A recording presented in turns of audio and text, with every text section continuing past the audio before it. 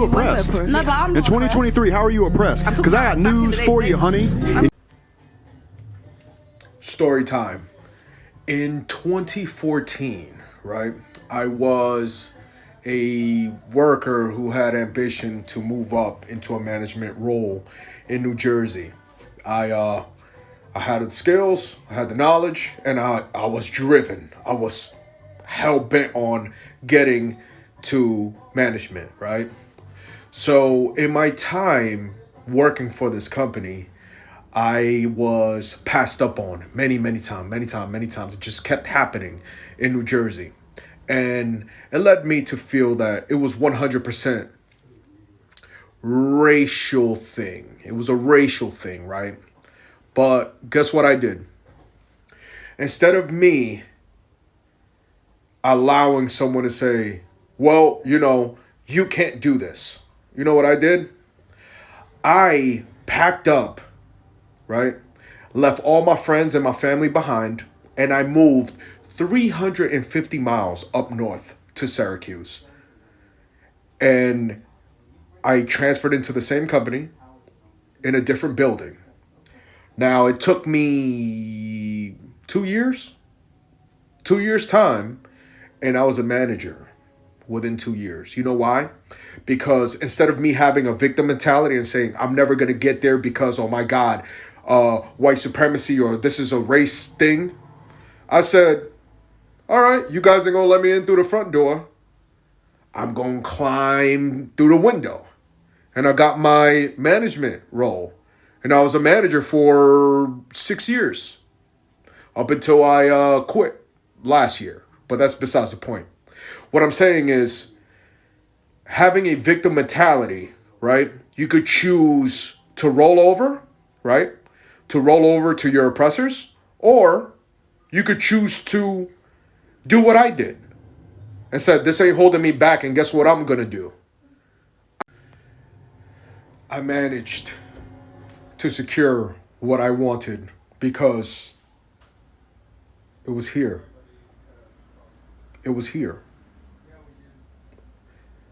No one can take this away from you. So if you're mentally strong, you'll get there. Just don't roll over. Don't be weak. My experience of being black in a white town. Hey, story time.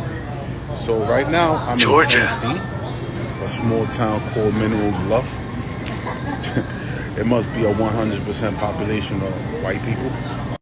I say that because I'm inside of a supermarket, right? And I'm walking around. And I noticed that there's nobody else in the supermarket that's my color. And before you think you know where I'm getting with this, the only reason why I'm making this video is to bring to your attention that from the second that I walked in, everyone has been extra nice. Matter of fact, no one has even noticed me. I'm walking around casually, chilling, hat to the back, with my little swag as I usually walk. You know, your typical phenotypically black person. But honestly, ain't nobody give a fuck. I've been greeted. I've been welcomed. I've been asked if I needed some help. I actually have been helped. People are genuinely walking past me, smiling, asking me questions about, hey, have you tried this? Have you tried that? Da, da, da, da. Genuine. I only bring this up because it's funny how in this app, a lot of people who look like me with my complexion, I only say that because a lot of people on this app, they act like people who are of our complexions. We get profiled, given bad looks, treated differently. And honestly, I cannot say that I have experienced that yet.